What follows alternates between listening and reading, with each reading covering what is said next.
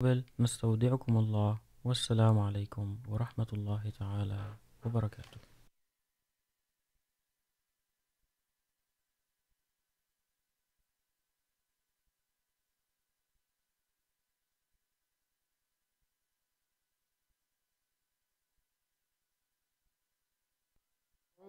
إلى الأسبوع أعوذ المقبل نستودعكم الله والسلام عليكم بالله ورحمة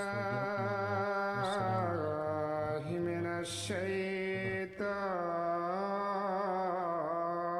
الرجيم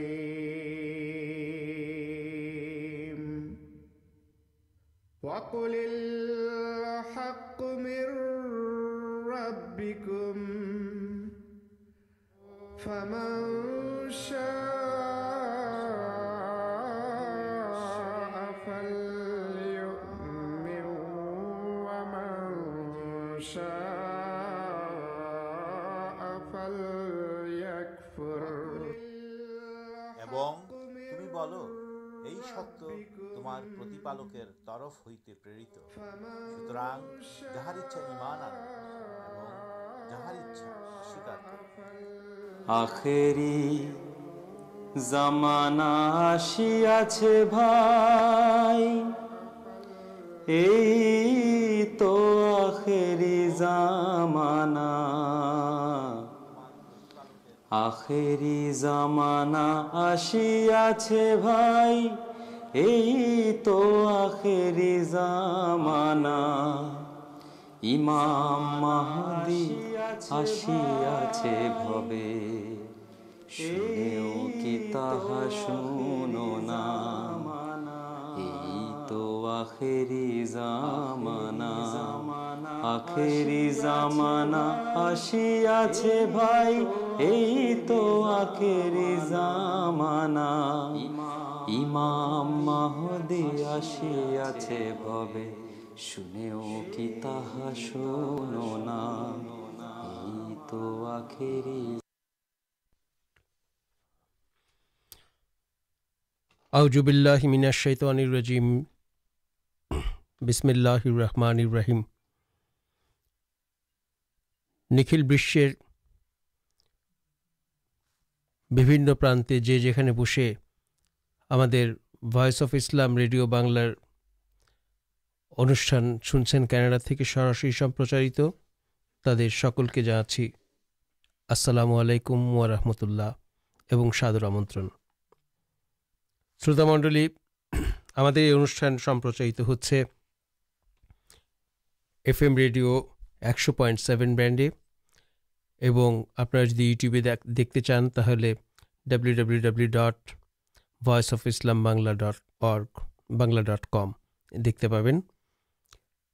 আমাদের আজকের এই অনুষ্ঠান যথারীতি আমরা আমাদের প্রাণপ্রিয় খলিফা নিখিল বিশ্ব আহমদিয়া মুসলিম জামাতের প্রধান হজরত মির্জা মাসরুর আহমদ আইয়ুদুল্লাহ তাআলা বিন নাসরিহিল আজিজ খলিফাতুল মসিহ আল খামেস আইয়ুদুল্লাহ তাআলা বিন নাসরিহিল আজিজ, ওনার সম্প্রতি অর্থাৎ গতকাল প্রদত্ত জুম্মার খুতবার বাংলা সারাংশের মাধ্যমে শুরু করি।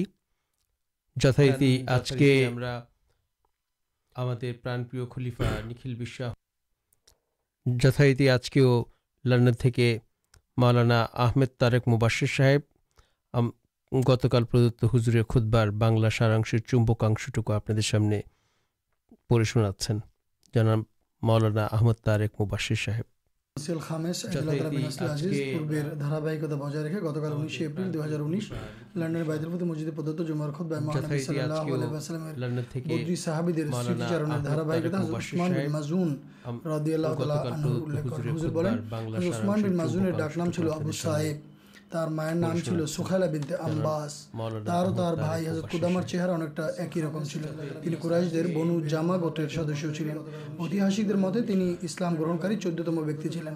তার ইসলাম গ্রহণের ঘটনাটিও খুবই চমকপ্রদ। একদিন তিনি মহানবী সাল্লাল্লাহু আলাইহি ওয়াসাল্লামের পাশ দিয়ে যাচ্ছিলেন, মহানবী সাল্লাল্লাহু আলাইহি ওয়াসাল্লাম তাকে বসতে বলেন।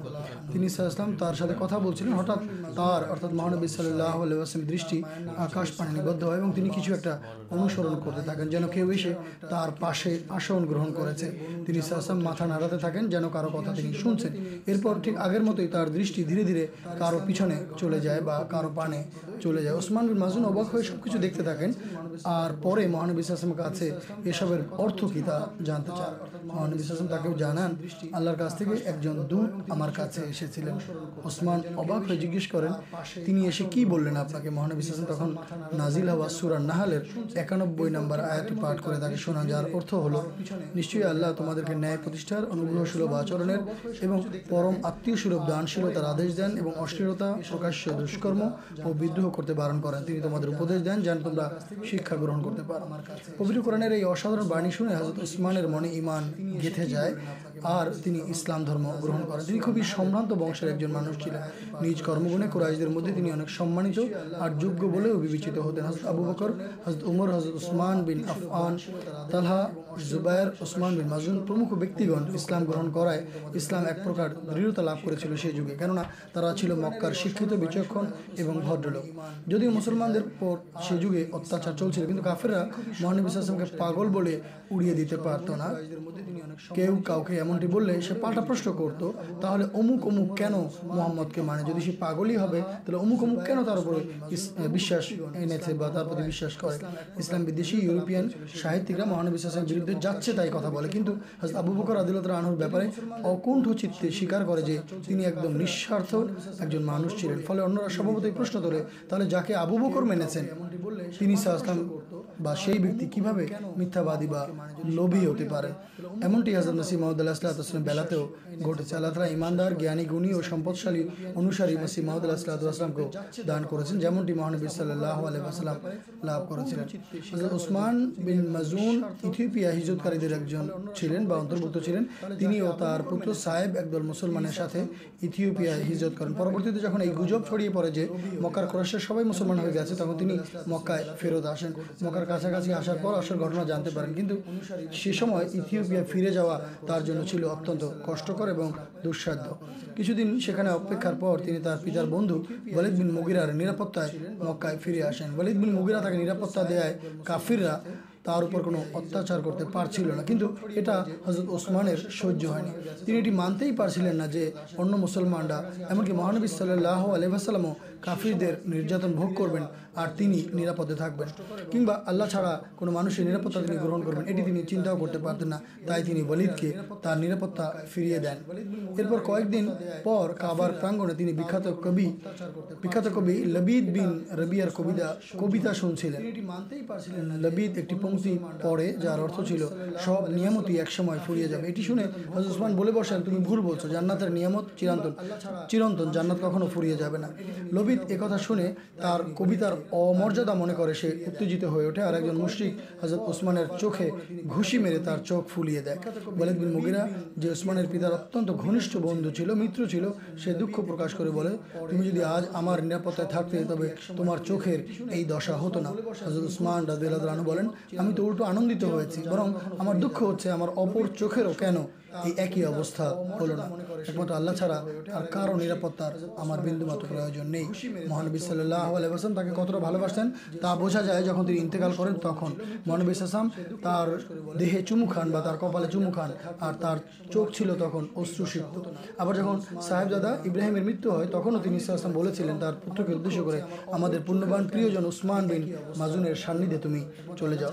হযরত উসমান বিন মাজুন নিজের দু ভাই হযরত কুদামা ও আব্দুল্লাহ এবং পুত্র সাহেব বিন উসমানের সাথে মদিনায় হিজরত করেন। প্রতিমধ্যে হযরত আব্দুল্লাহ বিন সালামা আজলানির গৃহে তিনি অবস্থান করেছিলেন। মহানবী সাল্লাল্লাহু আলাইহি ওয়াসাল্লাম তার ও হযরত আবু হাইসাম বিন তাইয়াহান এর মাঝে ভ্রাতৃত্ব বন্ধন রচনা করেছিলেন।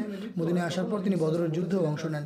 তিনি খুব উৎসাহ উদ্দীপনার সাথে ইবাদত বন্দেগীতে মগ্ন থাকতেন, দিনভর রোজা রাখতেন এবং রাতভর নামাজ পড়তেন, প্রবৃত্তির কামনা বাসনা থেকে দূরে থাকতেন, এমনকি নিজের স্ত্রীকেও তিনি এড়িয়ে চলতে আরম্ভ করেন।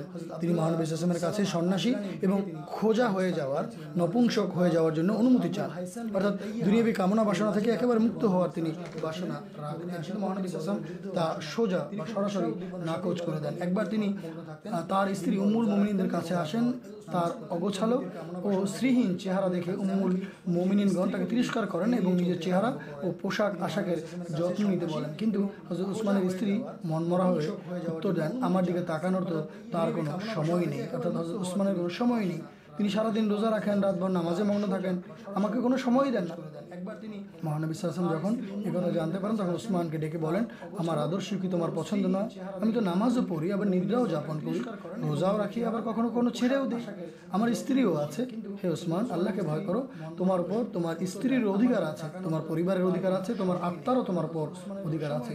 হযরত উসমান বিন মাজুন রাদিয়াল্লাহু তাআলা আনহু এরপর থেকে মহানবীর এই নির্দেশ মেনে চলেছেন আমৃত্যু।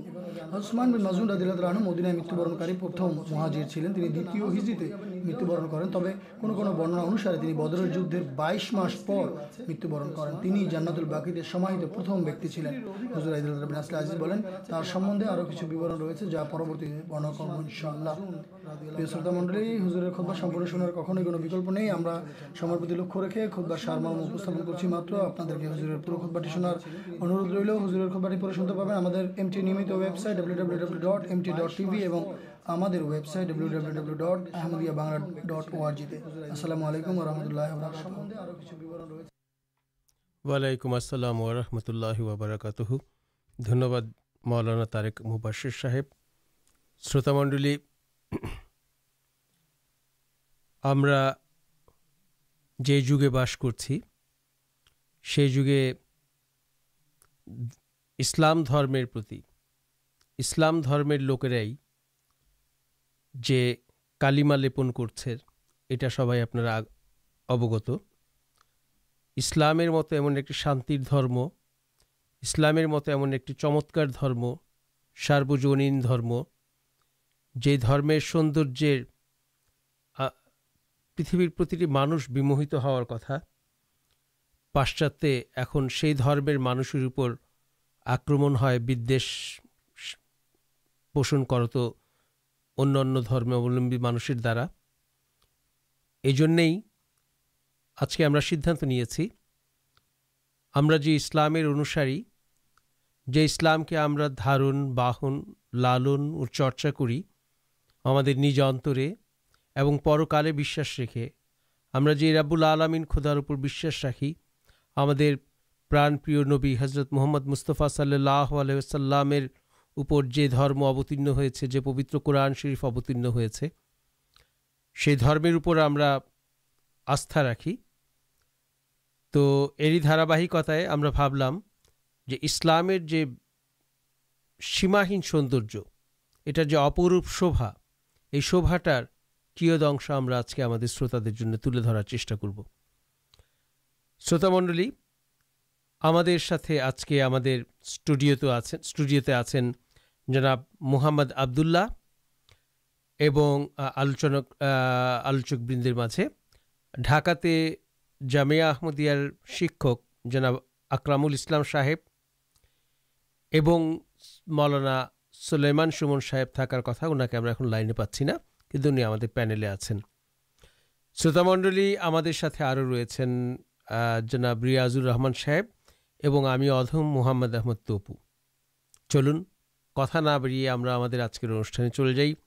আমি প্রথমেই প্রশ্ন দিয়ে শুরু করব, জানতে চাইব জামিয়া আহমদিয়া বাংলাদেশের শিক্ষক জনাব ইকরামুল ইসলাম সাহেবের কাছে। রিয়াজ সাহেব, আপনি কি আমাকে, ইকরামুল ইসলাম সাহেব কি লাইনে আছেন? আসসালামু আলাইকুম ওয়া রাহমাতুল্লাহ। ওয়া আলাইকুম আসসালাম ওয়া রাহমাতুল্লাহি ওয়া বারাকাতুহু। কেমন আছেন ইকরামুল ইসলাম সাহেব? জি আছি, আলহামদুলিল্লাহ, আল্লাহর ফজলে ভালো আছি।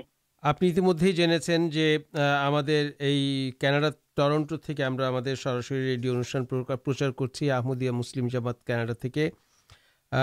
আমাদের আজকের বিষয় আপনি শুনেছেন। এই প্রসঙ্গে আমি একটু শ্রোতাদের উদ্দেশ্যে, এবং আপনি নিশ্চয়ই বলবেন, আমি একটু বলার লোভটা সংবরণ করতে পারছি না, যে আজকে যে আমরা ইসলামের সৌন্দর্যের ব্যাপারে যে আলোচনা করব, এটা আসলে 1980-র দশকে অস্ট্রেলিয়ার ইউনিভার্সিটি অফ ক্যানবেরাতে হজরত খলিফাতুল মসিহ রাবে রহমতুল্লাহ তাআলা আনহু একটি বক্তৃতা প্রদান করেন। সেই বক্তৃতার আলোকে পরবর্তীতে বাংলাদেশে একটি বই ছাপা হয় ইসলামের অনন্য সাধারণ বৈশিষ্ট্যের উপরে। এইটা ছিল সম্ভবত তার হেডলাইন। তো আমি সেই বইয়ের আলোকে আমরা আজকে আলোচনা করব, এর বাইরেও আলোচনা হতে পারে, হবে, এবং যেহেতু আপনারা শিক্ষক মানুষ, আমি আমাদের শ্রোতাদের জন্য বিষয়টি ক্লিয়ার করলাম। আপনার কাছে আমার প্রথম প্রশ্ন, সত্য সত্যই যদি সকল ধর্ম খোদা তাআলার নবীদের দ্বারাই প্রবর্তিত হয়ে থেকে থাকে, তাহলে সেগুলো শিক্ষার মধ্যে এত পার্থক্য কেন? আমার প্রশ্নের প্রথম অংশ শুনলেন। একই প্রশ্নের দ্বিতীয় অংশ, একই খোদা কি ভিন্ন ভিন্ন শিক্ষা প্রবর্তন করতে পারেন? বিষয়টি যদি আপনি আমাদের শ্রোতা মণ্ডলীর জন্য একটু বুঝিয়ে বলতেন দয়া করে, জনাব আকরামুল ইসলাম সাহেব। জি, ধন্যবাদ। ধন্যবাদ আপনাকে। খুবই সুন্দর একটি প্রশ্ন, এবং এটি সমাজের একটি বিভিন্ন শ্রেণীর প্রশ্ন, বিভিন্ন ধর্মের প্রশ্ন, বিশেষ করে ইসলামের যারা মানে ধারক বাহক, তাদের কাছে এই প্রশ্নটা করা হয়। যারা এক আল্লাহর বিশ্বাস নিয়ে মানুষের দ্বারে দ্বারে যায়, তাদের কাছে এই প্রশ্ন করা হয় যে যদি আল্লাহ এক হন, তাহলে ধর্ম বিভিন্ন কেন, আর বিভিন্ন সময়ের ধর্ম বিভিন্ন রকমের কেন, এরকম প্রশ্ন এসে থাকে। তো এর উত্তর হচ্ছে যে এই প্রশ্নের উত্তর একমাত্র আল্লাহ তাআলা এই পবিত্র যে ধর্ম হযরত মুহাম্মদ মুস্তাফা সাল্লাল্লাহু আলাইহি সাল্লামের উপর অবতীর্ণ করেছেন, ইসলাম ধর্ম, এই ইসলাম ধর্মই এই প্রশ্নগুলোর উত্তর পরিষ্কার করে স্পষ্ট করে দিয়ে থাকেন। তো ইসলাম ধর্মে যে এই কারণগুলো বর্ণনা করা হয়েছে, সেক্ষেত্রে আমরা বলতে পারি যে বিভিন্ন ধর্মের মধ্যে যে পার্থক্য, এর কারণ দুটি। একটি কারণ হচ্ছে ভিন্ন ভিন্ন অবস্থায় ভিন্ন ভিন্ন নির্দেশ বা বিধিবিধানের প্রয়োজন হয়েছিল,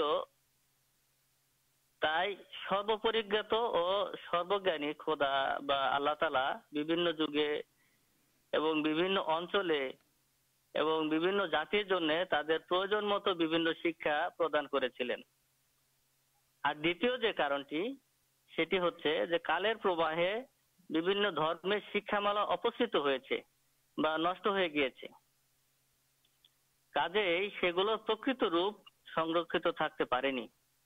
কোনো কোনো ক্ষেত্রে অনুসারীরাই তাদের নিজেদের প্রয়োজন অনুসারে নতুনত্বের আমদানি করেছে, তারতম্যেরও সৃষ্টি করেছে, এবং এভাবেই তাদের উদ্দেশ্য সাধনের লক্ষ্যে মূল গ্রন্থ হতে প্রক্ষেপণ সাধন করা হয়েছে।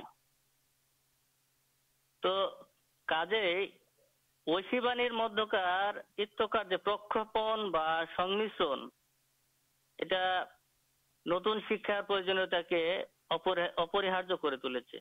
যেমন পবিত্র কোরআনে আল্লাহ তাআলা পবিত্র কোরআনে বলছেন, সূরা মায়দার 14 নম্বর আয়াতে, ইউহারিফুন আল কালেমা আন মাওয়াজিহি ওয়া নাসু হাজ্জাম মিম্মা যুকিরু বিহি।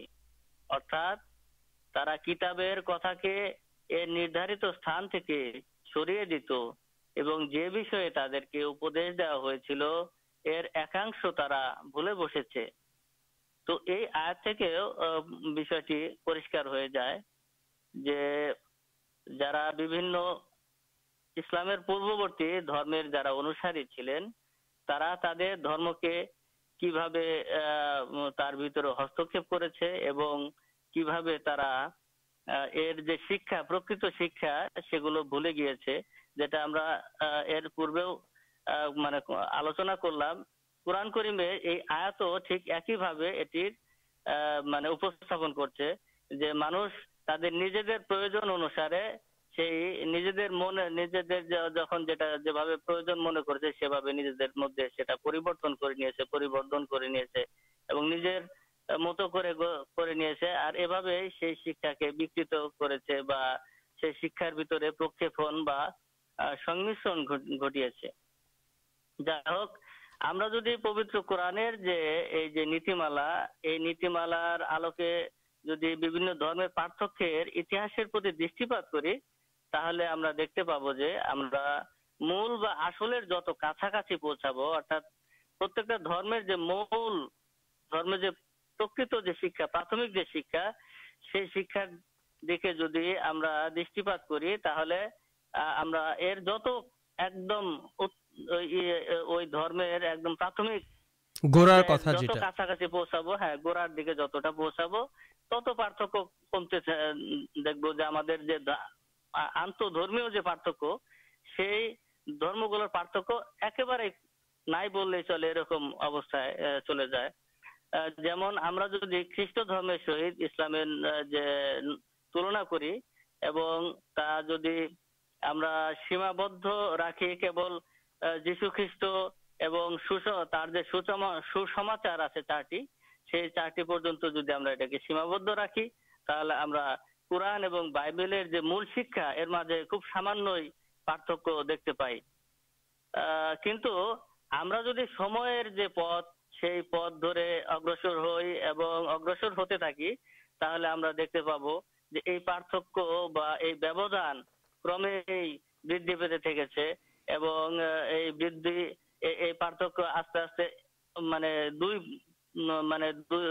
একটি নদীর যেরকম দুই পার হয়ে থাকে, একটি থেকে আরেকটি অনেক দূরে চলে যায়, এরকম দৃষ্টিগোচর হয় এবং শেষে এমন এক পর্যায়ে পৌঁছায় যে যাকে আর যে গ্যাপটা, যে ব্যবধানটা আর পূরণ করা সম্ভব হয় না।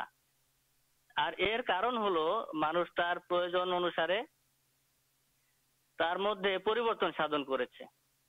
অন্য ধর্মের ইতিহাসের প্রতি তাকালেও অন্যান্য যেসব ধর্ম আছে, এই খ্রিস্ট ধর্ম ছাড়াও আমরা যদি অন্যান্য যেসব ধর্ম আছে সেদিকেও দৃষ্টি দেই, তাহলেও আমরা একই অবস্থা লক্ষ্য করতে পারি এবং এ বিষয়ে আমরা কোরআনের পূর্ণ সমর্থন পাই।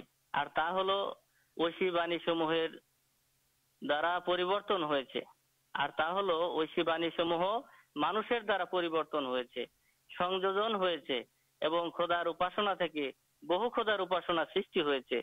সত্য ঘটনা থেকে কল্পিত কাহিনী সৃষ্টি হয়েছে। মানুষকে মানুষের আসন থেকে উন্নীত করে দেবতার আসনে রূপান্তরিত করা হয়েছে। অর্থাৎ মানুষ এখানে যে বিষয়টা আমাদেরকে বুঝতে হবে সেটা হচ্ছে যে মানুষ নিজের প্রয়োজনেই তার ধর্মকে পরিবর্তন করে নিয়েছে এবং সে সত্য কাহিনীগুলোকে কল্প কাহিনীতে রূপান্তরিত করেছে এবং যেসব নবী রাসূল তাদের কাছে এই পবিত্র ধর্মের যে শিক্ষা, সেই শিক্ষা নিয়ে এসেছিলেন, তাদেরকে মর্যাদার আসনে সমাসীন করতে করতে একসময় তাদেরকে দেবতায় রূপান্তরিত করেছেন, তাদেরকে দেবতার আসনে সমাসীন করেছেন। আর কোরআন আমাদেরকে এই প্রসঙ্গে আরো বলেন যে এটি সত্য ধর্মকে চিহ্নিত করা সুনিশ্চিত পন্থা হচ্ছে, একটি সত্য ধর্মকে চিহ্নিত করা সুনিশ্চিত পন্থা হচ্ছে সেই ধর্মের পরবর্তী পরিবর্তন ও ক্ষতি বা হানি সত্ত্বেও তার মূল বা উৎস পরীক্ষা করে দেখা।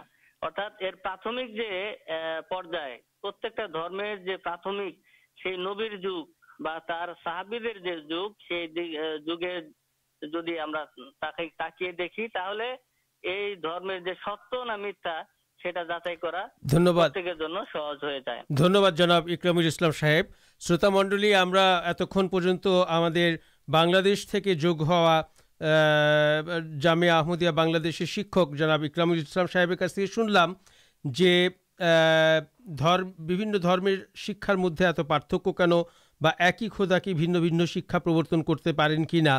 তো আসলে একই খোদা, একই সব ধর্মের কথাই এক, উনি সেটাই বলতে চেষ্টা করলেন। আসলে ধর্ম মানে কি? ধর্ম মানে, যেটা আমি বাংলার ছাত্র হিসেবে যতটুকু বুঝি, যে ধর্ম শব্দটার উৎপত্তি হচ্ছে ধৃ প্লাস মন। ধৃ মানে হচ্ছে আপনার গ্রহণ করা বা ধারণ করা, আর মন হলো আত্মা, অন্তর বা পরমাত্মা। তবে ধর্মের অর্থ যেভাবেই নেই না কেন, ধর্ম হলো অর্থ হলো মোট কথা বা মোটা কথা, যেটা যে ধর্মের যাকে গ্রহণ করলে বা যাকে মেনে চললে বা যেই সীমারেখার মধ্যে চললে পরে আমার মন প্রশান্ত হবে, শান্তি লাভ করবে, সেটাই হচ্ছে ধর্ম। এটা নর্মালি সাদামাটা কথায় বলা যায়। আমাদের সাথে আজকে আমাদের স্টুডিওতে উপস্থিত রয়েছেন এই বিষয়ে আলোচনা করার জন্য জনাব মুহাম্মদ আবদুল্লাহ সাহেব। মুহাম্মদ আবদুল্লাহ সাহেবের কাছে আমি যাব একটি প্রশ্ন নিয়ে, তা হচ্ছে যে পবিত্র কোরআনের শিক্ষা সম্পূর্ণ, মানে আমরা বলি যে ইটস ফুলফিল, পবিত্র কোরআন সবগুলো ধর্মগ্রন্থের সর্বশেষে এসছে, সুতরাং এটা সম্পূর্ণ একটা ধর্মগ্রন্থ, পরিপূর্ণ একটা ধর্মগ্রন্থ, সর্বোত্তম এবং সর্বযুগের চাহিদা মেটাতে সক্ষম। প্রশ্ন উঠতে পারে যে 1400 বছর আগে অবতীর্ণ হয়েও কি করে সম্ভব যে পবিত্র কোরআন ভবিষ্যতের কথা এত চমৎকারভাবে বলতে পারে, আর ভবিষ্যতে কি সমস্যা হবে সেটার সমাধান পবিত্র কোরআন 1400 বছর আগে দিয়ে যেতে পারে, অর্থাৎ সার্বজনীনভাবে অনাগত দিনের জন্য এটাই তো আমাদের শেষ ধর্মগ্রন্থ। তাহলে এটা কি করে সম্ভব? এটা যদি একটু আমাদের, এগুলো সবগুলোই তত্ত্ব কথা, দার্শনিক কথা, কিন্তু আমাদের আহমদিয়া মুসলিম জামাতের চতুর্থ খলিফা হজরত মির্জা তাহের আহমদ খলিফাতুল মসিয়ার রাবে রহমাল্লাহ তাআলা আনহু অস্ট্রেলিয়ার ক্যানবেরা ইউনিভার্সিটিতে এক বক্তব্যের মধ্যে অলরেডি বলে গিয়েছেন। আমি জনাব মোহাম্মদ আবদুল্লাহ সাহেবকে অনুরোধ করব আপনি যদি আমাদেরকে সেই আলোকে একটু শ্রোতাদের জন্য কিছু নিবেদন করেন। আসসালামু আলাইকুম রহমতুল্লাহ। ওয়ালাইকুম আসসালাম ওয়া রাহমাতুল্লাহ। পবিত্র কোরআনের শিক্ষা সম্পূর্ণ এবং সর্বোত্তম, এবং তা সর্বযুগেই মানবজাতির পথ নির্দেশ বা হেদায়েত দান করতে সম্পূর্ণ সক্ষম। ইসলামের এই দাবি স্বতন্ত্র ও অনন্য সাধারণ, এবং তা যথার্থরূপেই যুক্তি দ্বারা সমর্থিত। এই স্বল্প সময়ে এই বিষয়ে বিশদ আলোচনা করা সম্ভব নয়, তাই আমি এ ব্যাপারে কিছু সহায়ক নীতি ও বিশদ দৃষ্টান্তের মধ্যে সীমাবদ্ধ থাকতে চাই। প্রথমত আমাদেরকে বিবেচনা করে দেখতে হবে যে ইসলাম কিভাবে পরিবর্তনশীল সময়ের চাহিদাসমূহ মেটাতে সক্ষম, যার জন্য পূর্ব থেকেই সে তার শিক্ষার মধ্যে সম্ভাব্য পরিবর্তনের উপযোগী বিষয়াদি একত্র করে রেখেছে। এক্ষেত্রে ইসলামের বাস্তব নির্দেশনা নিয়ে গবেষণা করার কাজটা সত্যিই আকর্ষণীয় ও উৎসাহব্যঞ্জক। এ সম্পর্কে আমি একটা নমুনা পেশ করব আপনাদের সামনে। 1. ইসলাম শুধু মৌলিক নীতিমালাই নির্ধারণ করে এবং এগুলির এমন ব্যাখ্যা বিশ্লেষণ করা থেকে বিরত থাকে যার প্রয়োজন দেখা দেয় সময় ও পরিস্থিতির পরিবর্তনে। 2. ইসলাম মানুষের বুদ্ধিবৃত্তিক, সামাজিক ও রাজনৈতিক বিবর্তনের প্রতি পুরোপুরি খেয়াল রাখে এবং সম্ভাব্য সকল পরিস্থিতি মোতাবেক শিক্ষার ব্যবস্থা রাখে। ইসলাম শুধু এটাই স্বীকার করে না যে জাতিসমূহের মধ্যে ক্রমাগতভাবে পরিবর্তন ও উন্নয়ন সাধিত হচ্ছে, বরং সে এই বাস্তবতাও স্বীকার করে যে সকল জাতি তাদের উন্নয়নের ক্ষেত্রে একই সময়ে সমান তালে চলতে পারে না। দৃষ্টান্তস্বরূপ বলা যায়, পৃথিবীর কোনো অংশে হয়তো বা এখনও প্রস্তর যুগের মানুষেরা বসবাস করছে। এখনও হয়তো এমন কোনো গোষ্ঠী বা গোত্র আছে যারা আমাদের যুগ থেকে 1000 বছর পিছনে পড়ে আছে, যদিও আমরা এবং তারা একই সময়কালের মানুষ। একটা ব্যাপারে আমরা সবাই একমত হব বলে আমি নিশ্চিত, অস্ট্রেলিয়ার অধিবাসীদের উপরে অথবা কঙ্গোর পিগমিদের উপরে আধুনিক রাষ্ট্রনীতির আদর্শগুলোকে চাপিয়ে দেওয়াটা নিতান্তই বোকামির কাজ হবে। 3. ইসলাম এমন এক ধর্ম যা মানব প্রকৃতির সঙ্গে খাপ খায় এবং মানবিক যাবতীয় প্রয়োজন পূরণ করে। এর কোনো শিক্ষারই পরিবর্তন আবশ্যক হয় না যদি না মানব প্রকৃতিতে কোনো মৌলিক পরিবর্তন সাধিত হয়, যে বিষয়টার সম্ভাবনা আমরা সরাসরি নাকচ করে দিতে পারি। ধন্যবাদ জনাব আবদুল্লাহ সাহেব। আমি ইকরামুল ইসলাম সাহেবের কাছে আরেকবার একটু যেতে চাই। উনি কি লাইনে? ইকরামুল ইসলাম সাহেব, আপনি কি লাইনে আছেন? জি জি জি, আমি লাইনে আছি। আমরা জানি যে ইসলাম একটি সার্বজনীন ধর্ম, এবং আমাদের এটা, আমরা যেহেতু মুসলমানের ঘরে জন্ম নিয়েছি, আমরা আমাদের ধর্মকে সুন্দর বলবো, এটাই স্বাভাবিক, তাই তো? কিন্তু আমরা যে দেশে বাস করি, আমরা যে দেশ থেকে এই অনুষ্ঠানটা প্রচার করছি, এটা হচ্ছে একটি এই মাল্টিকালচারাল দেশ। এই দেশে সবাই সমানভাবে অধিকার আমরা ভোগ করি। ইসলাম ধর্ম, খ্রিস্ট ধর্ম এবং বিভিন্ন ধর্মের লোক এখানে বাস করি। আমাদের ভালোই লাগে, আমরা বিভিন্ন সময় বিভিন্ন ধর্ম নিয়ে, আন্তধর্মীয় বিষয় নিয়ে আলোচনা করি। আমাকে যদি আপনি সহজ একটি প্রশ্ন আমাদের শ্রোতাদের জন্য একটু বুঝিয়ে বলেন, যে আমরা বলি যে ইসলাম শান্তির ধর্ম, ইসলাম ধর্ম গ্রহণ করলে শান্তি পাবো। আমি যদি আল্লাহ না করুক একজন খ্রিস্টান হতাম, আপনি আমাকে ইসলামটা কি করে বোঝাতেন? খুব সহজ প্রশ্ন, খুব সহজভাবে যদি একটু বলে দেন আমাদেরকে।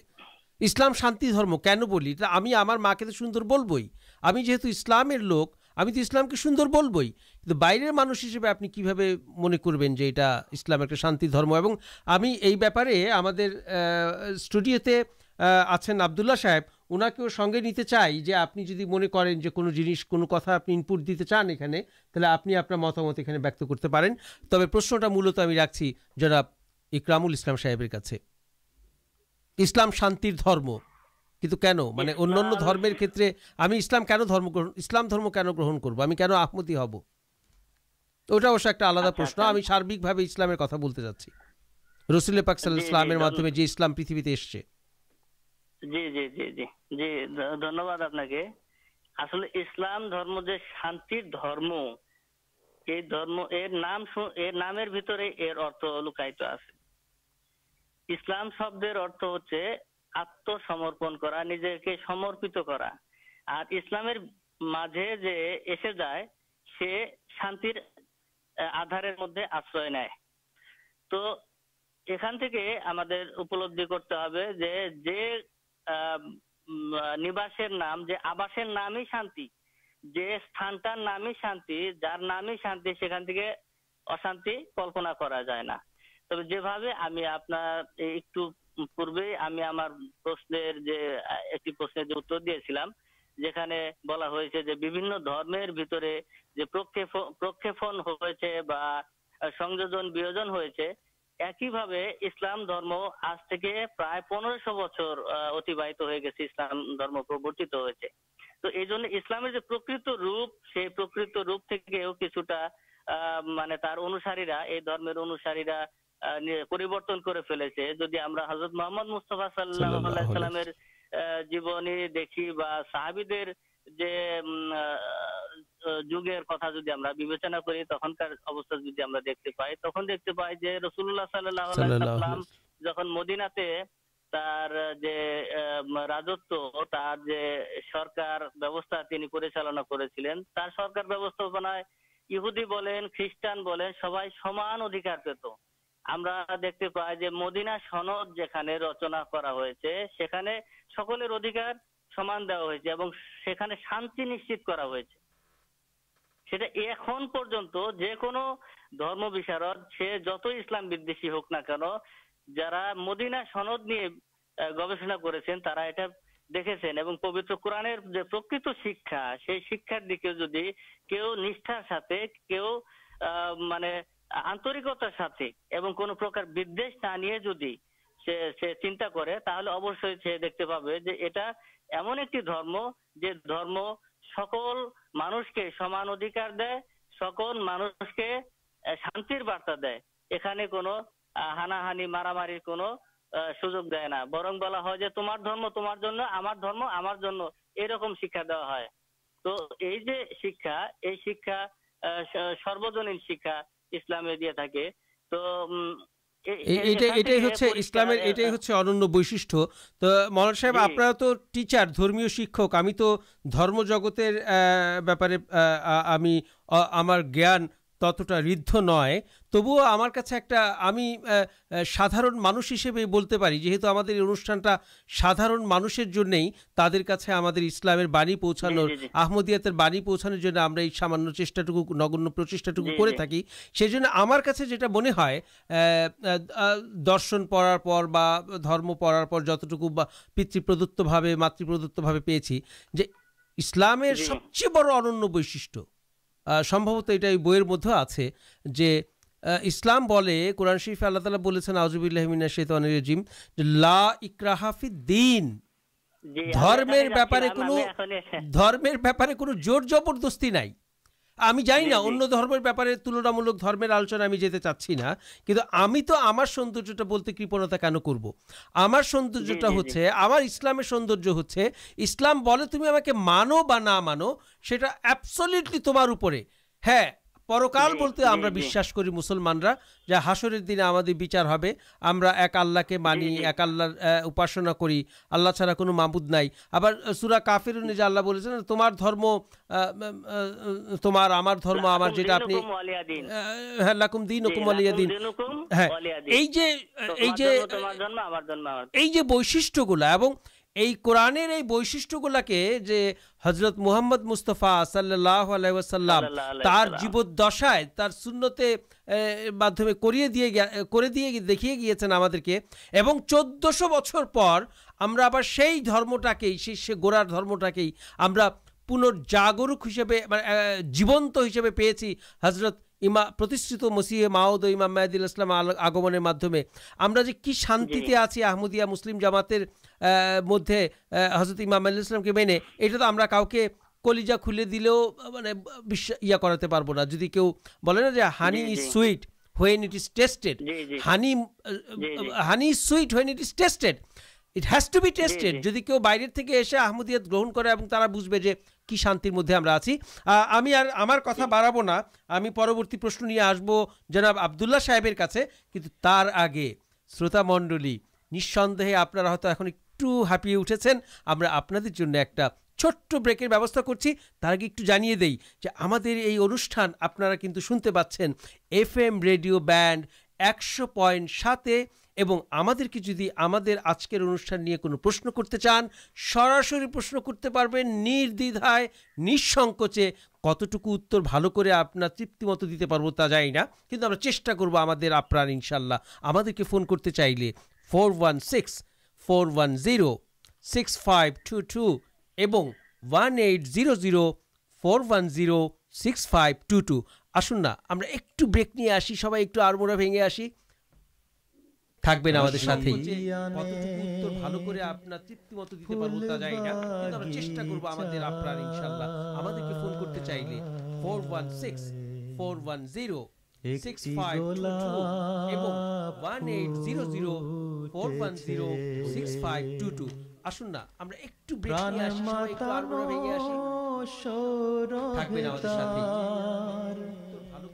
প্রাণ মাতানো সৌরভেতার বিশ্ববাসী মেতেছে কাদিয়ানের ফুল বাগিচায় একটি গোলাপ ফুটেছে, পদ্ম জবা জুঁই শেফালি এসবেরই কথা বলি, পদ্ম জবা জুঁই শেফালি এসবেরই কথা বলি, বেলবকুলার অপরাজিতা তার কাছে হার মেনেছে কাদিয়ানের ফুল বাগিচায় একটি গোলাপ ফুটেছে, আর যত ফুল বিশ্বে আছে তার জ্যোতির তেজে শুকিয়ে গেছে, আর যত ফুল বিশ্বে আছে তার জ্যোতির তেজে শুকিয়ে গেছে, গন্ধরাজ কামিনী হেনা অকালে সব ঝরেছে কাদিয়ানের ফুল বাগিচায় একটি গোলাপ ফুটেছে, কবরী টগর মল্লিকায়ার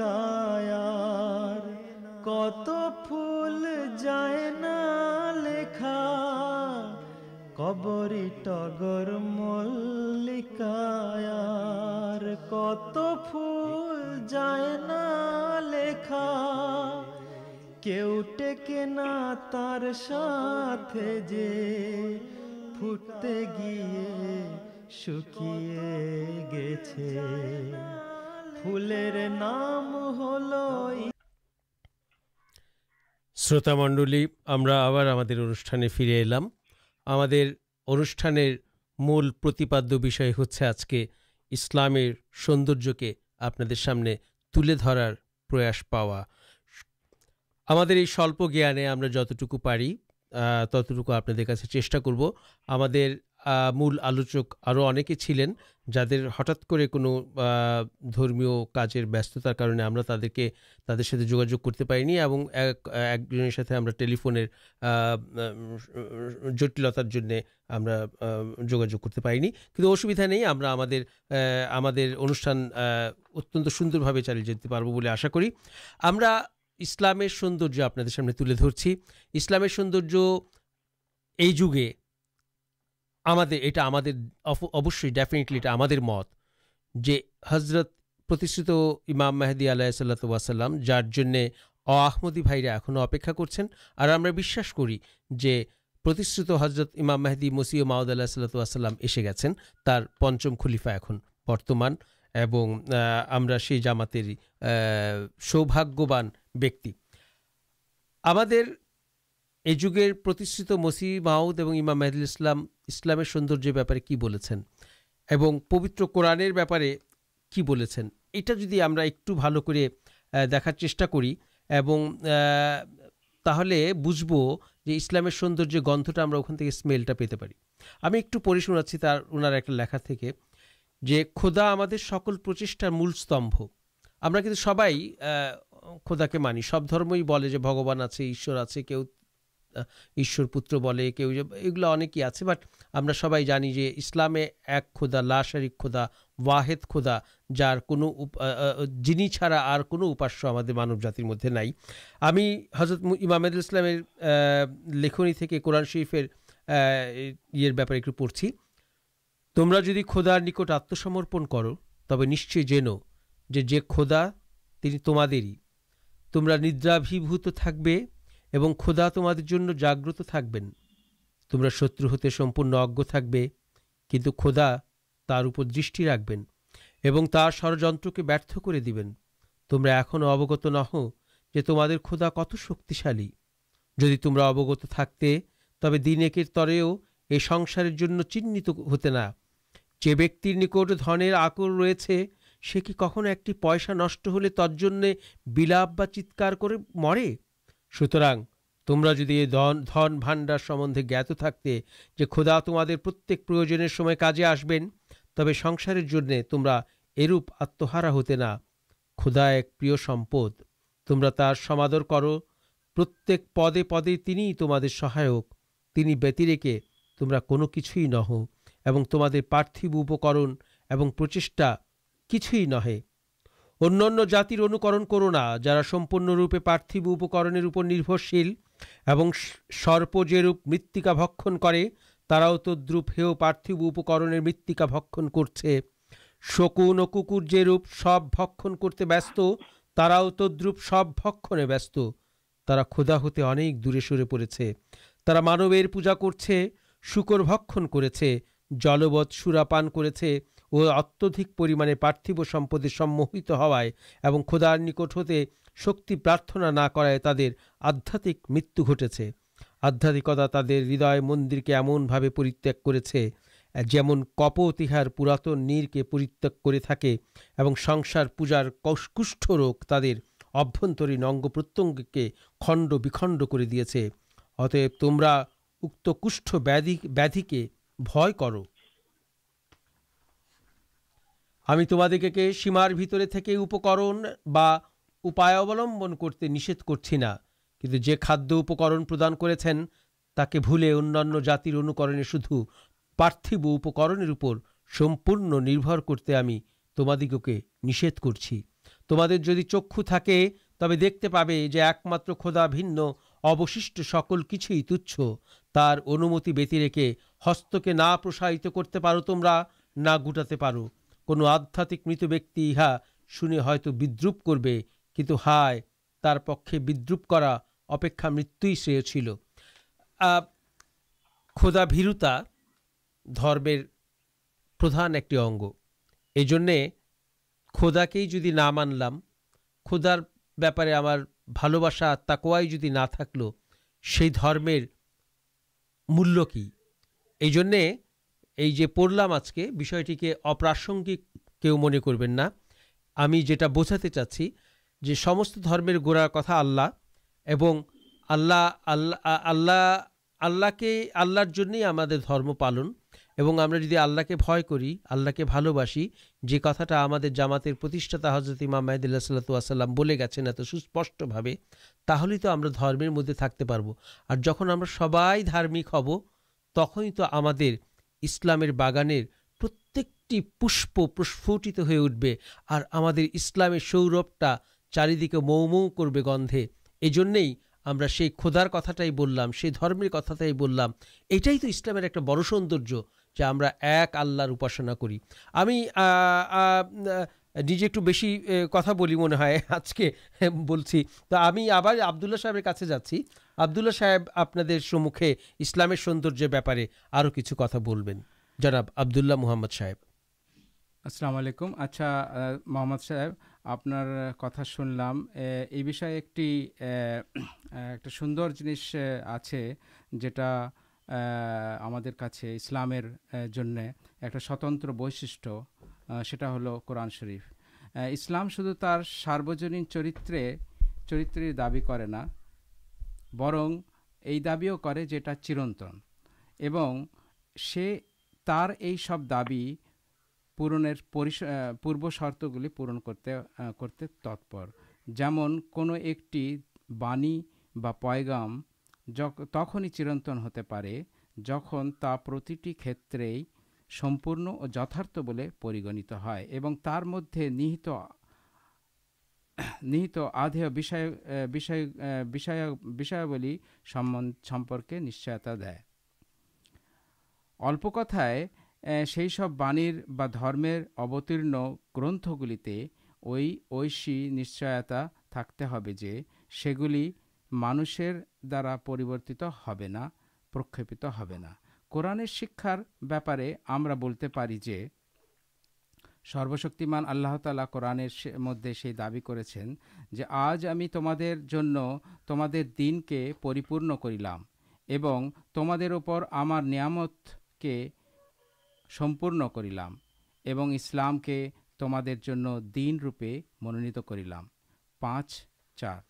কোরআনের হেফাজত সম্বন্ধে যেরকমভাবে আমরা জানি, কোনো শিক্ষার মধ্যে চিরন্তন হওয়ার জন্য শুধুমাত্র এতটুকু যথেষ্ট নয় যে তা কেবল সম্পূর্ণ ও যথার্থ হবে, বরং সেই সঙ্গে এই নিশ্চয়তা থাকতে হবে যে তার মূল রূপ চিরস্থায়ীভাবে সংরক্ষিত থাকবে। কোরআন এই মৌলিক ও অপরিহার্য শর্তটি যথার্থ রূপেই পূরণ করে এবং সেই এক খোদা যিনি কোরআন অবতীর্ণ করেছেন তিনি অত্যন্ত স্পষ্ট ভাষায় বলেছেন, নিশ্চয়ই আমি নাজেল করেছি এই গ্রন্থ এবং নিশ্চয়ই আমরাই ইহার হেফাজতকারী।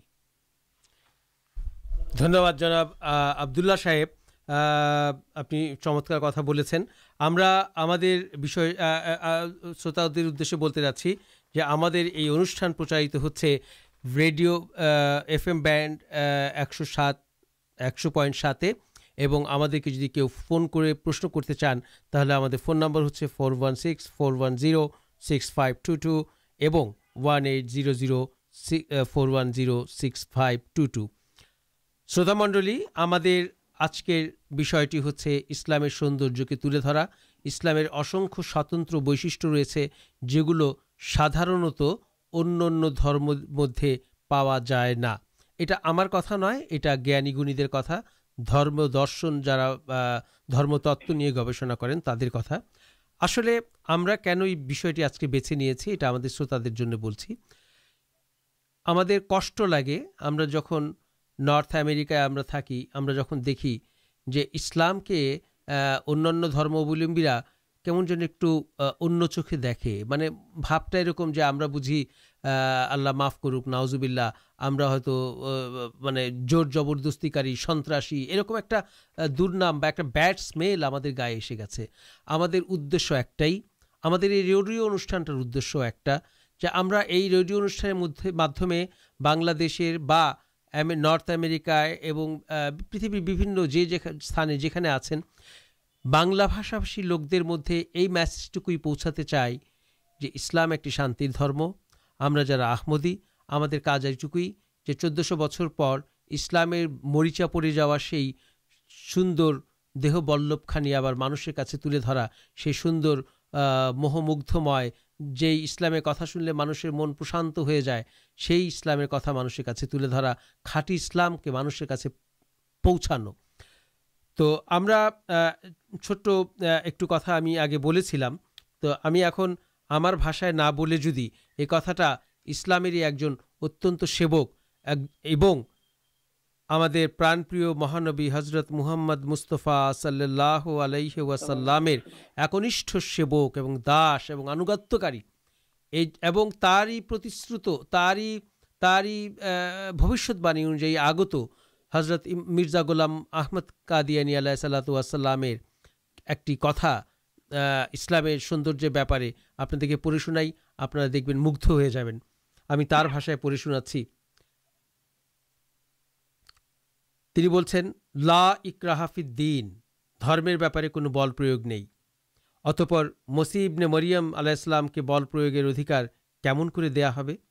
সমস্ত কোরআন পুনঃ বলেছে যে ধর্মে বল প্রয়োগ নেই এবং স্পষ্ট বলছে যে হযরত সাল্লাল্লাহু আলাইহি ওয়াসাল্লামের সময় যে সকল যুদ্ধ হয়েছিল তা বল প্রয়োগে ধর্মপ্রচারের উদ্দেশ্যে করা হয়নি।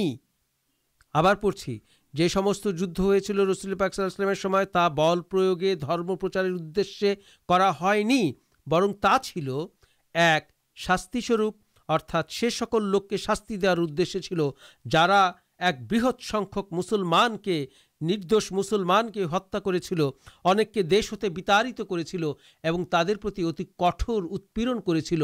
যেমন আল্লাহ তাআলা বলেছেন কোরআন শরীফে, আমি উযিনা লিল্লাযিনা ইউকাতালুনা বিআন্নাহুম যুলিমু ওয়া ইন্নাল্লাহা আলা নাসরিহিম লাকাদির, যাদের বিরুদ্ধে যুদ্ধ করা হচ্ছে তাদেরকে আত্মরক্ষার্থে যুদ্ধ করার অনুমতি দেয়া হলো, কারণ তাদের উপর জুলুম করা হচ্ছে এবং নিশ্চয়ই আল্লাহ তাদেরকে সাহায্য করতে পূর্ণ ক্ষমতাবান। আত্মরক্ষামূলক। নাম্বার 2, আত্মরক্ষামূলক, অর্থাৎ যে সকল লোক ইসলামের অস্তিত্ব লোপ করার জন্য অগ্রসর হচ্ছিল অথবা স্বদেশে ইসলাম প্রচারে বল প্রয়োগে বাধা প্রদান করছিল তাদের সঙ্গে ব্যক্তিগত অধিকার রক্ষার্থে, অথবা নাম্বার 3, দেশের স্বাধীনতা প্রতিষ্ঠার্থে যুদ্ধ করা হয়েছিল। এই 3টি কারণ ব্যতীত হযরত সাল্লাল্লাহু আলাইহি ওয়াসাল্লাম এবং তার পবিত্র খলিফাগণ রাদিয়াল্লাহু তাআলা আনহু কোনো যুদ্ধ করেন নাই, বরং ইসলাম অন্যান্য জাতির অত্যাচার এত সহ্য করেছে যে অপর কোনো জাতির ইতিহাসে ইহার দৃষ্টান্ত পাওয়া যায় না।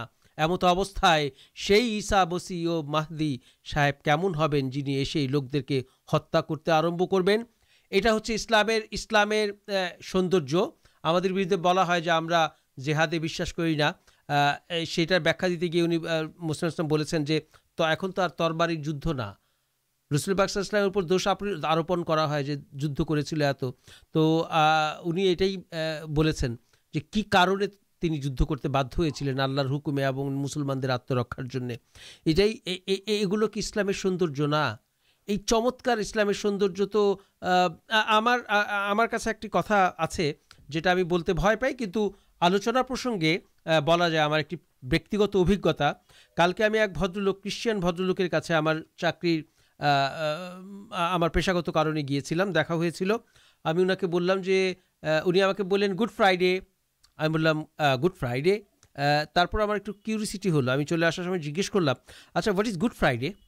তো উনি বললেন good Friday is the death anniversary of হজরত জেসাস। আমি বললাম ও আচ্ছা, জেসাস হজরত ঈসা আলাইহিস সালামের মৃত্যু দিবস? বলে হ্যাঁ। বললাম তাহলে এটা গুড ফ্রাইডে কী করে হয়? এটা তো ব্যাড ফ্রাইডে হওয়ার কথা। তো আমি খুব ইনোসেন্টলি প্রশ্ন করলাম। তিনি বললেন যে আজকের দিনে জেসাস আমাদের পৃথিবীর সমস্ত মানুষের পাপকে তার কাঁধে নিয়ে চলে গিয়েছে, এই জন্য আজকে আমরা এটাকে গুড ফ্রাইডে হিসেবে পালন করি। আমি একটু অবাক হলাম। আমি শ্রদ্ধা নিয়ে বলছি ওই ধর্মের প্রতি। ডেফিনেটলি ইসলাম আমাকে সব ধর্মের প্রতি শ্রদ্ধা শিখিয়েছে, তাই আমি অত্যন্ত শ্রদ্ধা নিয়ে বলছি। আমি তখন তাকে বললাম যে okay fine, thank you, good Friday, bye, এভাবে বলে চলে আসলাম। কিন্তু আমি সারাদিন এটা নিয়ে ভেবেছি যে গুড ফ্রাইডে যদি এটা হয় যে ঈসা আলাইহিস সালাম আমার সমস্ত পাপ নিয়ে চলে গেলেন, তো ঠিক আছে, এটা তাদের ধর্মবিশ্বাস। কিন্তু পাশাপাশি যদি আপনি ইসলামের সৌন্দর্যটা তুলনা করেন যে আমরা আল্লাহর কাছে যা আমাদের কিছু চাইতে হলে আমরা জীবন্ত খোদার কাছে চাই, আমার পাপ এবং পুণ্যের বিচার আমার জন্য আল্লাহ তাআলা করবেন। আমি পাপ করলে আল্লাহ তাআলা গুনাহ দিবেন, শাস্তি দিবেন, আমি পুণ্য করলে আল্লাহ তাআলা পুরস্কার দিবেন। যেমন বাহ্যত জগতে আমরা দেখতে পাই কোনো খেলাধুলায় বা কোনো কিছুতে যখন হেরে যায় সে তাকে পুরস্কার দেওয়া হয় না, যে জিতে তাকে পুরস্কার দেওয়া হয়। এটা যে ইনস্টিংক্ট আমি বলতে চাচ্ছি সহজাত বা ন্যাচারাল বা প্রকৃতি এই শিক্ষা দেয় যে যেটা ভালো তাকে পুরস্কৃত করা হয়। অর্থাৎ সেই জীবন্ত খোদার মধ্যে ইসলাম বিশ্বাস করে, ইসলামের বিশ্বাসটা জীবন্ত খোদার উপর। তুমি যদি কিছু চাও তাহলে আল্লাহর কাছে চাও, আল্লাহ তোমাকে পুরস্কৃত করবেন। তুমি যদি অন্যায় করো আল্লাহ তোমার জন্য শাস্তি অবধারিত রেখেছেন, ইহকালেও কখনো দেন, পরকালেও কখনো দেন। এটাই তো ইসলামের সৌন্দর্য। ইসলামের সবচেয়ে বড় সৌন্দর্য যেটা হযরত খলিফাতুল মসিহ রাবেয়া রাহমাহুল্লাহ তাআলা বলে গেছেন সেই অস্ট্রেলিয়ার ইউনিভার্সিটি অফ ক্যানবেরার লেকচারে 1980 দশকে, যে ইসলাম ধর্মের অন্যতম আকর্ষণীয় বৈশিষ্ট্য হলো যে ইসলাম কখনো এই ধারণা কোনোরূপেই অনুমোদন করে না বা সম্পূর্ণরূপে প্রত্যাখ্যান করে যে সত্য কোনো বিশেষ ধর্মের নয়, সত্য কোনো গোত্রের কোনো বিশেষ গোত্রের নয়, বা কোনো জাতির একচেটিয়া ব্যাপার না, কোনো জাতির একচেটিয়া অধিকার না। এটা বলে গেছেন খলিফাতুল মসিহ রাবেয়া রাহমাহুল্লাহ তাআলা আনহু। উনি একজন ধর্ম দর্শন নিয়ে বিভিন্ন নিয়ে পড়াশোনা করেছেন এবং লিখেছেন, এবং ওনার একটা বই আছে রেশনালিটি, কি যেন বইটার নাম, আবদুল্লাহ সাহেব বলতে পারবেন, খলিফা রাবের যে বইটার নাম। তো ওটার মধ্যে উনি বিভিন্নভাবে বিশ্লেষণ করেছেন। আমরা সেটাই বলতে যাচ্ছি আমাদের শ্রোতাদের উদ্দেশ্যে, যে উনি ওনার বক্তব্যে যত সুন্দর করে তুলে ধরেছেন ইসলামের বৈশিষ্ট্য এবং ইসলামের অনন্য বৈশিষ্ট্য, সৌন্দর্য, সেই মোহময়ী সৌন্দর্য, সেই বিমুগ্ধ সৌন্দর্য, সেই অপার সৌন্দর্য আমরা হয়তো আমাদের এই 1 ঘন্টার রেডিও প্রোগ্রামে আপনাদের সামনে পুরোপুরি আমাদের জ্ঞানের অভাবে উপস্থাপন করতে পারছি না এবং সময়ের অভাবে। কিন্তু আপনারা যদি কেউ পান এই বইটি নিশ্চয়ই পড়বেন, যে ইসলামের অনন্য সাধারণ বৈশিষ্ট্যের বইটি বাংলায় ছাপা আছে, আমাদের আহমদিয়া মুসলিম জামাত বাংলাদেশ এটা ছাপিয়েছে, এটা পড়বেন। শ্রোতামণ্ডলী, আমাদের অনুষ্ঠান প্রায় শেষের দিকে। আমাদের অনুষ্ঠান শেষ করার আগে ইসলামের সৌন্দর্যের ব্যাপারে আরও কিছু জিনিস আমি আপনাদের কাছে রেখে যেতে চাই আজকে আমার এই স্বল্প জ্ঞানের মাধ্যমে, যে ইসলামে যারা দীক্ষিত হয়েছেন তারা যদি ইসলামকে সত্যিকারভাবে চর্চা করেন, ইসলামকে সত্যিকারভাবে ধারণ, বাহন এবং লালন করেন, তাহলে দেখবেন যে শান্তিটা আপনি কিভাবে পান। আপনার মনেই বলে দেবে ইসলাম একটা শান্তির ধর্ম। আমরা আজকে আমরা আহমদি যারা, তারা দাবি করি যে আমরা ইসলামের যে অপার সৌন্দর্য, ইসলামের যিনি প্রতিষ্ঠাতা হযরত মুহাম্মদ মুস্তাফা সাল্লাল্লাহু আলাইহি ওয়াসাল্লাম, যার উপর কোরআন শরীফ নাজিল হয়েছে, উনার জীবনী পড়লেই তো আমরা দেখতে পাই যে কত সুন্দর ইসলাম। উনার বাল্য বয়সে ছিলেন আলামিন খেতাব পেয়েছেন, উনাকে মক্কার মানুষ বিশ্বাস করত। উনি যে কথা বলতে, উনি রাসূল পাক সাল্লাল্লাহু আলাইহি ওয়াসাল্লামের জীবনী নিয়ে তো আলোচনা করার আমার এখন যদিও সময় নেই, কিন্তু যদি ইসলামের সৌন্দর্য দেখতে চান, সবাই আপনারা জানেন যে রাসূল পাক সাল্লাল্লাহু আলাইহি ওয়াসাল্লামের জীবনী কী ছিল। আর এই যুগে রাসূল সাল্লাল্লাহু আলাইহি ওয়াসাল্লামকে, হযরত মুহাম্মদ মুস্তাফা সাল্লাল্লাহু আলাইহি ওয়াসাল্লামকে পরিপূর্ণরূপে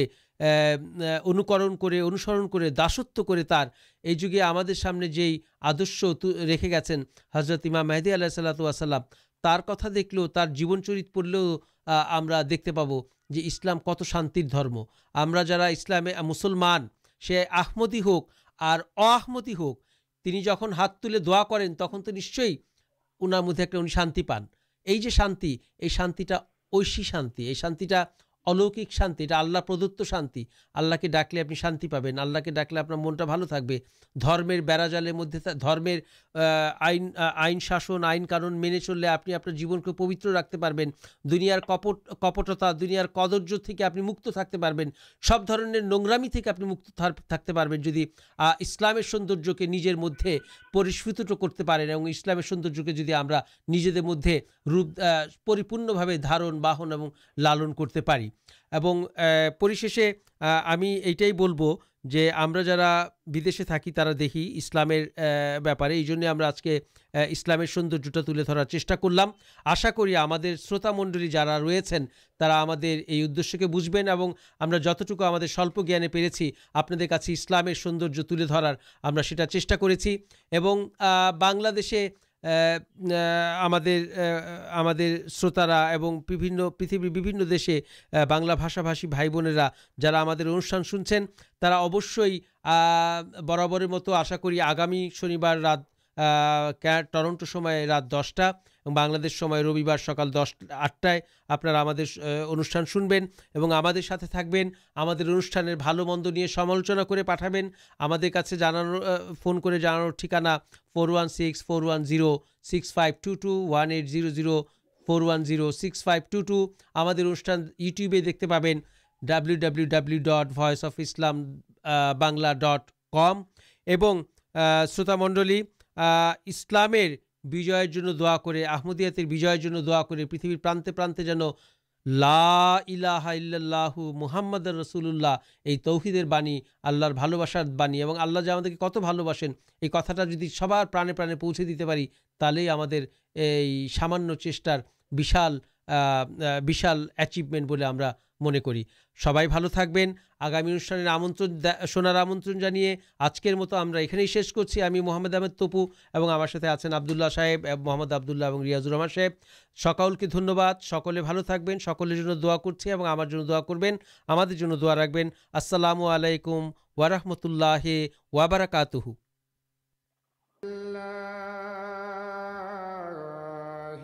الشيء